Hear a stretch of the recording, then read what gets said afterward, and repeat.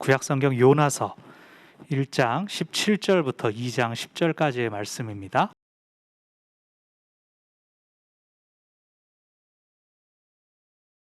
구약성경 제가 가진 성경 1288면에 있는 요나서 1장 17절부터 2장 10절까지의 말씀입니다. 우리 함께 한 목소리로 읽겠습니다. 여호와께서 이미 큰 물고기를 예비하사 요나를 삼키게 하셨으므로 요나가 3일 3야를 물고기 배에 있으니라. 요나가 물고기 뱃속에서 그 하나님 여호와께 기도하여 가로되 내가 받는 고난을 인하여 여호와께 불러 아뢰어 쌉더니 주께서 내게 대답하셨고 내가 수올의 뱃속에서 부르짖어 쌉더니 주께서 나의 음성을 들으셨나이다. 주께서 나를 깊음 속 바다 가운데 던지셨으므로 큰 물이 나를 둘렀고 주의 파도와 큰 물결이 다 내 위에 넘쳤나이다. 내가 말하기를 내가 주의 목전에서 쫓겨났을지라도 다시 주의 성전을 바라보겠다 하였나이다. 물이 나를 둘러쓰되 영혼까지 하였사오며 깊음이 나를 애웠고 바다 풀이 내 머리를 쌌나이다. 내가 산의 뿌리까지 내려갔사오며 땅이 그 빗장으로 나를 오래도록 막았사오나 나의 하나님 여호와여 주께서 내 생명을 구덩이에서 건지셨나이다.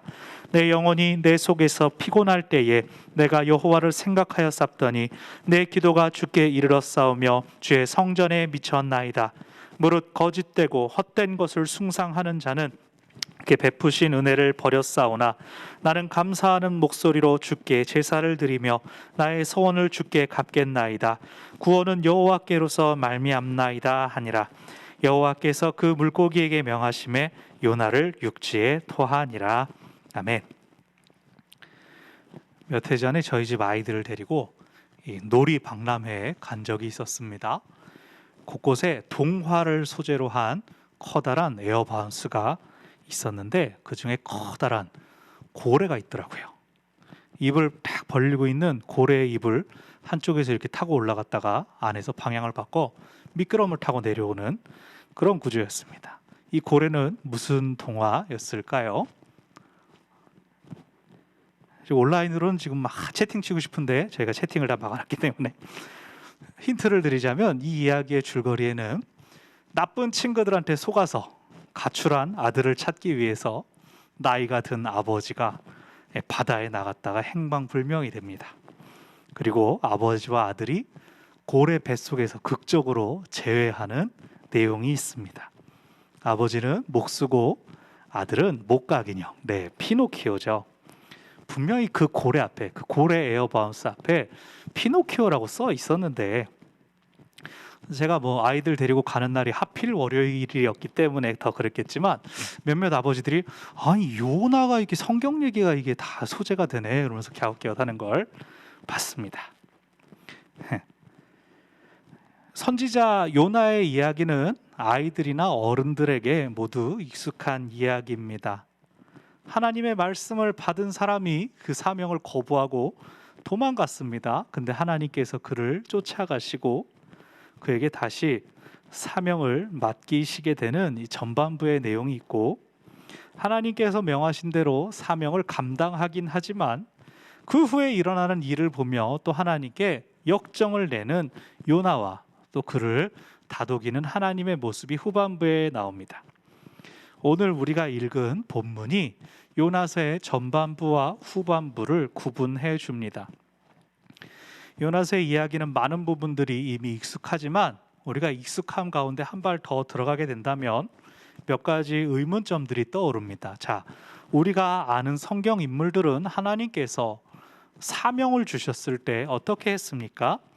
우리가 수요일마다 살펴보았던 창세기에서 노아가 하나님께 사명을 받자 아들들을 동원하여 온 세상 사람들의 손가락질을 감당하며 감수하며 산 꼭대기에 커다란 배를 지었습니다.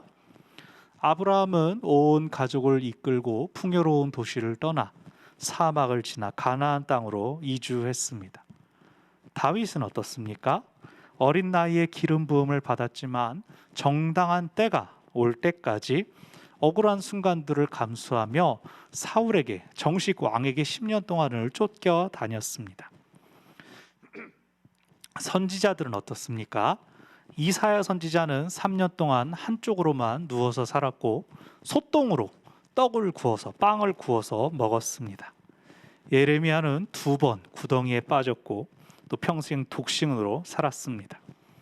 호세아는 행실이 나쁜 여인과 가정을 꾸려 아이를 낳았고 에스겔은 아내를 잃고 슬퍼하지 말라는 말씀대로 아내를 잃고도 상중에 눈물 한 방울 흘릴 수가 없었습니다.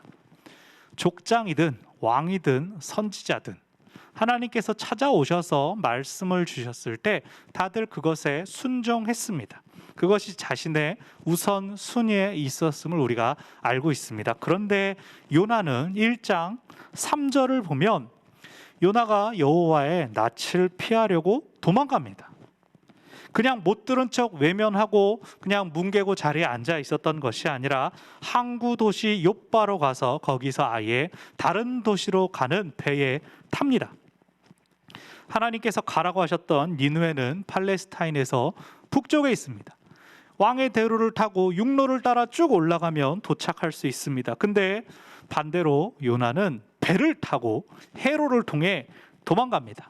나는 하나님께 순종할 뜻이 없다는 적극적인 의지를 드러냅니다.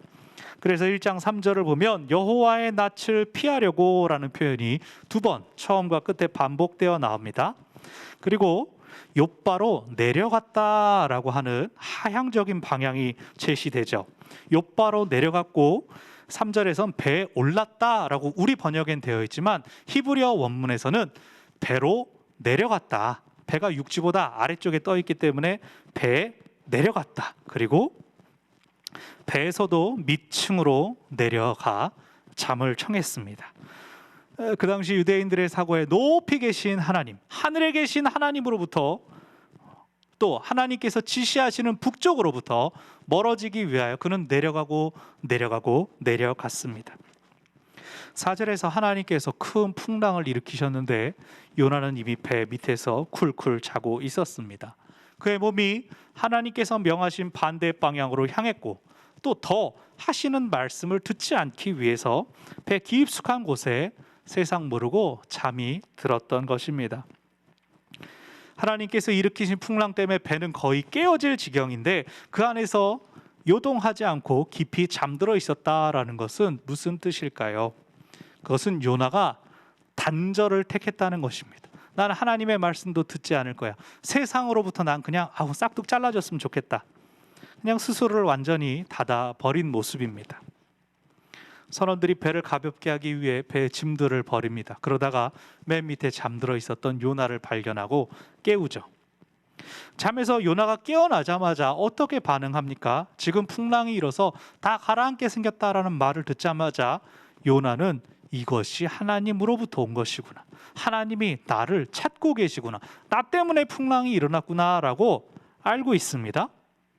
자, 다시 요나는 하나님이 자기 한 사람을 찾으려고 바다를 뒤집어 엎으실 수 있다는 것을 알면서도 도망쳤습니다. 자신의 의지로 하나님을 거부하려고 하는 이상한 사람입니다.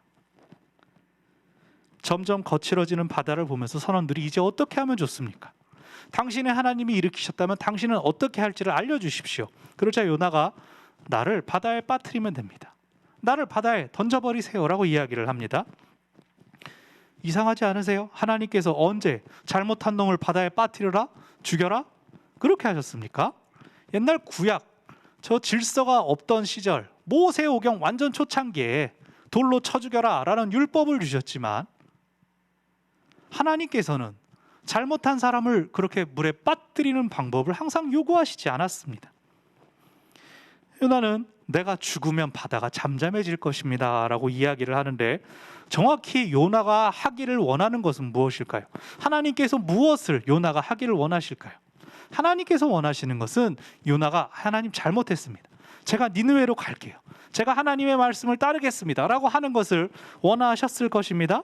그런데 요나는 그것을 몰라서가 아니라 알면서도 선원들 보고 그냥 나를 빠뜨리셔. 나는 죽어도 하나님의 뜻을 따르지 않겠습니다라고 지금 말하고 있는 것입니다. 그런데 선원들이 그래요?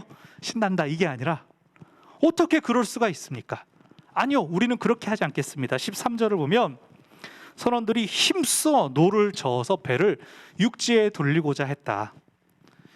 여러분, 지금 이 표현은요, 육지에서 떠나온 지 그렇게 오래되지 않았다는 뜻입니다. 우리가 가던 길에 안전한 곳을 빨리 찾아 정박합시다, 이것이 아니라 출발한 지 얼마 안 됐으니까 빨리 원래 왔던 곳으로 돌아갑시다. 노를 젓습니다. 선원들이 그 한 사람을 살리기 위해서 노력합니다. 애씁니다. 하나님을 모르는 선원들이 오히려 이 요나 한 사람을 살리기 위해서 애쓰고 노력하고 있습니다. 이미 모든 짐을 버렸고 자신들의 팔로써, 힘으로써 노를 저어야 되는데 잘 되지 않습니다. 그리고 14절에서 그 선원들이 여호와께 부르짖습니다. 이 기도를 보면 생명을 그렇게 버리는 것이 옳지 않다는 것을 이 사람들이 너무나 잘 알고 있습니다. 이 사람을 바다에 던진 그 죄를 우리에게 묻지 말아 주십시오라고 이 선원들이 기도합니다. 그런 와중에 요나는 여전히 자신의 생명을 구하려고 하지도 않고 자신의 사명을 감당하려 하지도 않습니다. 계속해서 요나는 하나님의 주권에 반발하고 도전하는 모습을 보여줍니다.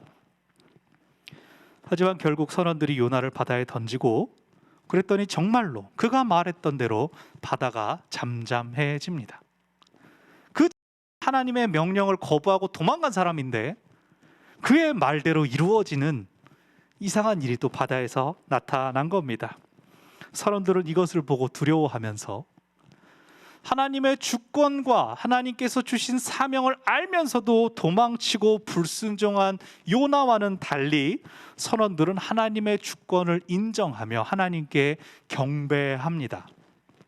여기 이 모습은 후에 요나가 자신의 사명을 감당할 때 일어나는 니느웨에서 일어나는 사건의 복선이 됩니다.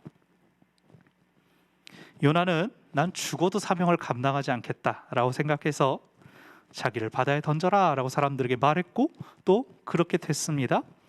하지만 하나님은 그를 위한 또 다른 계획을 준비해 두셨습니다.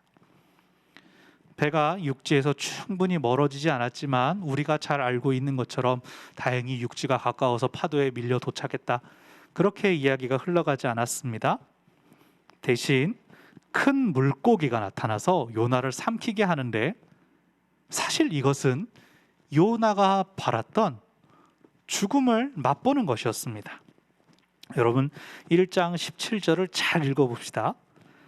얼마나 큰 물고기가 나타나야 사람을 꼴딱 삼킬 수가 있을까요? 여기 육지에서 떨어진 지 끼케야 하루 가까운 거리라고 말씀드렸습니다. 그리고 물고기 뱃속에 꼴 삼켜진 요나가 과연 뱃속에서 어떠한 자세로 어떠한 모습으로 있을 수가 있었을까요? 그리고 물고기 뱃속에서 요나가 3일이라는 시간이 지나가는 것을 어떻게 헤아릴 수가 있었을까요? 물고기 뱃속에 사람이 삼켜지는 일이 의외로 흔하게 일어나더라고요. 말씀을 준비하면서 몇 번 검색을 해봤더니 당장 지난 6월 달에 미국의 한 50대 어부가 흑등고래의 입속에 꼴떡 삼켜졌답니다. 게다가 30초 만에 고래가 뱉어서 살아나왔다, 다친 데가 없었다 그랬는데 그의 말에 의하면 처음에 영문을 몰랐답니다. 잠수를 하고 있었는데 갑자기 시커먼해지더래요. 완전 깜깜해졌는데 이게 뭐지? 근데 이빨이 안 만져지는 걸 보고 상어는 아닌 것 같다. 근데 어떻게 나가지? 고래가 밑으로 들어가게 되면 그땐 정말 끝인데 생각했는데 다행히 고래가 놀라서 왜퇴 하고 금방 뱉어냈던 것 같습니다. 우리가 요나서 전반에 흐르는 주제가 하나님의 주권이라는 점을 생각한다면 하나님께서 진짜 큰 물고기가 나타나서 우리 어린이들 좋아하는 것처럼 요나를 삼키게 하실 수 있습니다. 그런데 여기 더 중요한 게 있습니다. 요나가 바다라는, 그것도 풍랑 치는 바다라는 그 속을 알 수 없는 100% 죽을 수밖에 없는 그 상황에 던져졌는데 건짐을 받았고 또 3일이라는 시간 동안 안전하게 보호받으면서 또한 그가 그토록 바랐던 죽음을 경험했다는 것이 중요합니다. 이것이 바로 핵심입니다. 하나님께서 바다를 통제하시는 것, 큰 물고기를 보내시는 것, 그것보다도 삶과 죽음을 통제하신다는 것을 우리가 보아야 합니다. 요나는 죽음을 원했습니다. 하나님께서 주신 사명을 감당하기 싫어서였습니다. 요나는 죽음을 원했습니다. 니느웨가 하나님의 분노를 사서 다 죽기를 바랐습니다. 그러나 그 모든 것은 하나님께 속한 영역입니다. 그렇기에 그 요나로 하여금 살아있으면서 죽음을 경험하는, 바다에 삼키우지 않으면서도 스스로는 무엇도 할 수 없는 어둠, 그 죽음의 시간을 경험하도록 하신 것입니다. 3일은 문자적인 3일이 아니라 충만한 시간, 꽉 찬 시간을 뜻하는 관용어구입니다. 요나는 그 3일이라는 긴 시간을 보내는 가운데 자신이 말했던 죽음이 어떠한 것인가를 경험했고, 그 경험을 통해 오늘 본문의 기도를 드리기에 이르렀습니다. 요나는 이 기도 안에서 자신이 처한 상황을 2절에서 고난, 또 2절 가운데 2장 2절에 가운데 수올의 뱃속, 3절 그리고 5절에서 바다, 깊음 속의 바다, 물, 파도, 이런 언어들로 표현을 합니다. 이에 더해서 자신이 경험한 죽음을 6절에 산의 뿌리, 땅의 빗장이라는 표현으로 말합니다. 산의 뿌리, 땅이 빗장을 걸어 막으면 인간이 그것을 도저히 뚫고 나올 수가 없습니다. 실제로 요나는 그 캄캄함 가운데 죽음을 경험한 것입니다. 그런데 2절에서 하나님께서 부르짖는 그의 소리를 들으셨습니다. 6절, 그 구덩이에서 건져 주셨습니다. 왜일까요? 그가 회개했기 때문입니다. 4절에서 다시 성전을 바라보겠습니다. 7절, 여호와를 생각하였습니다. 9절, 감사의 제사를 드리며 구원이 하나님께 속했습니다 라고 하나님의 주권을 인정했습니다. 요나는 바다에 던져질 때 이제 죽겠구나 생각했고, 또 자신이 정말로 그것을 원한다고 여겼지만 죽지 않는 죽음 속에서 도리어 하나님의 주권을 발견한 것입니다. 그가 머리로 잘 알고 있다고 생각했던 하나님을 정말로 만나는 자리가 이곳이었습니다. 그래서 4절에서처럼 내가 주의 목전에서 쫓겨났을지라도 다시 주의 성전을 바라보겠나이다. 여전히 그는 죽음과도 같은 그 어둠 속에 내팽개쳐져 있었습니다. 똑딱똑딱 시간이 흐르면 다시 육지로 나갈 수 있다는 보장이 당장 그에게는 없었습니다. 그러나 9절에서 내가 하나님께 감사의 제사를 드리며 서원을 갖겠습니다 라고 고백합니다. 구원이 하나님께 속했으니 이 기도에 응답하시는 건 하나님의 마음이죠. 그러나 그 하나님의 마음을 돌리기 위해서가 아니라 요나는 그냥 지금 이 상태에서 하나님께 기도하는 것입니다. 잘못했습니다. 감사합니다. 그리고 하나님께서 물고기에게 명하셔서 물고기가 요나를 육지로 토해내죠. 아마 요나가 내가 물고기 뱃속에 있어서 이 바다에서 죽지 않았구나라고 알게 된 것은 바로 그렇게 배 터졌던 그 순간이 아닐까. 그랬을 때 저 큰 물고기 안에 내가 있었나? 라고 알지 않았을까. 그렇게 나온 요나에게 하나님께서 다시 사명을 주십니다. 니느웨로 가라. 거기에 가서 나의 심판이 이르렀다라고 전해라. 니느웨는 아수르의 수도로서 3일을 다녀야 할 정도로 큰 성이라고 나왔지만 요나는 하룻길을 다니면서 외쳤다라고 3장에 나타납니다. 요나가 속도를 3배나 빨리 내서 하루 만에 3일 길을 다 돌았다기보다는 그냥 하루 사람들 많은 데만 다니면서 외쳤다. 하나님의 말씀을 내가 듣기는 듣는데 따르기는 따르는데 너무 힘쓰진 않겠습니다 라고 한 것으로 많은 학자들이 해석합니다.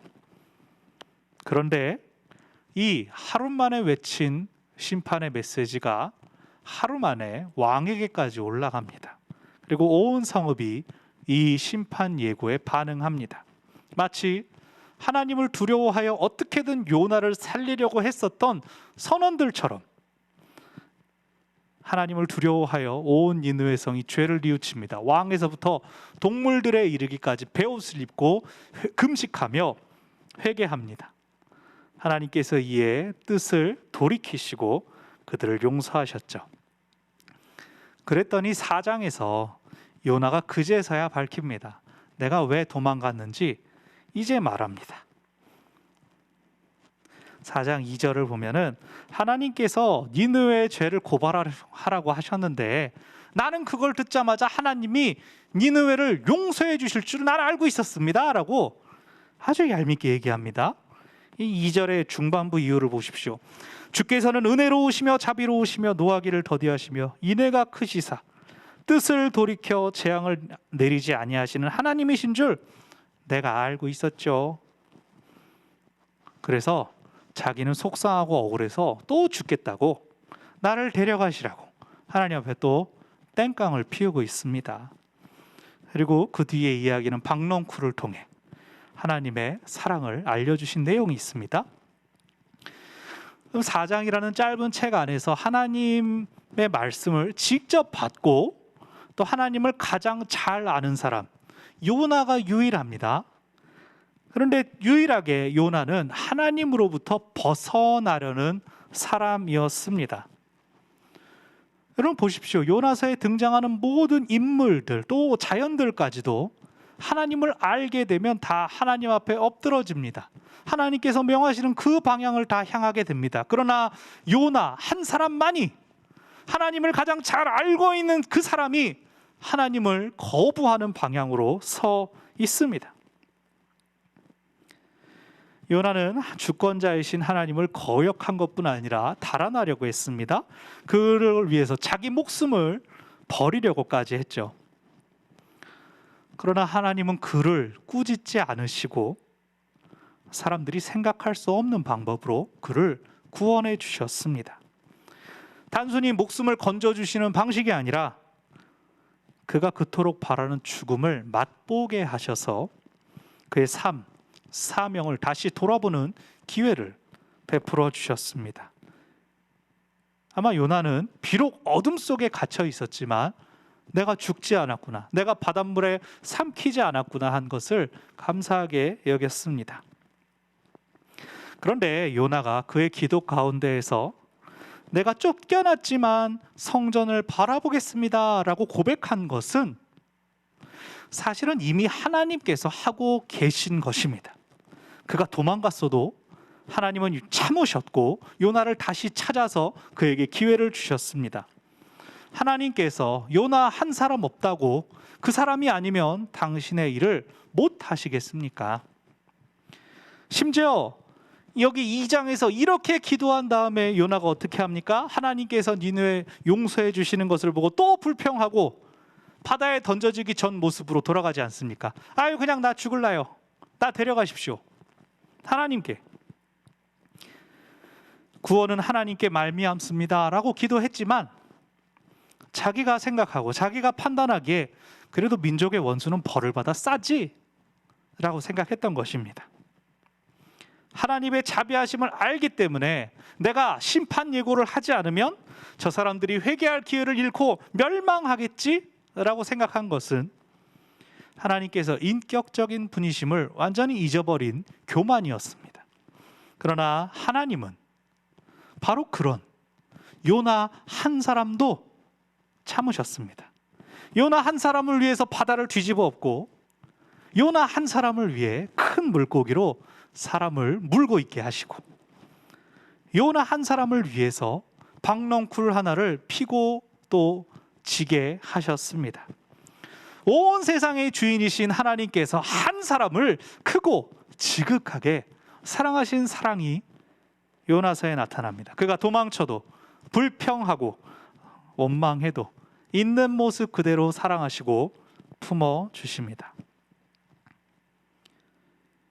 요나의 모습이 오늘 우리와 닮지 않았습니까? 우리가 하나님을 믿고 하나님이 어떤 분인지 하나님의 사랑이 어떤지 우리가 잘 알고 있습니다. 그러나 때로는 우리도 하나님께서 맡겨주신 사명을 외면하고 싶을 때가 있습니다. 도망치고 싶을 때가 있습니다. 기도해야 되는 문제 앞에서 내가 기도하면 하나님께서 어떻게 응답하실지 아니까 일부러 기도를 참을 때도 있지 않습니까? 하나님이 나한테는 더 너그럽게 해주시기를, 그러나 내가 미워하는 사람들에게는 좀 엄격하게 무섭게 해주시기를 바라는 모습도 있지 않습니까?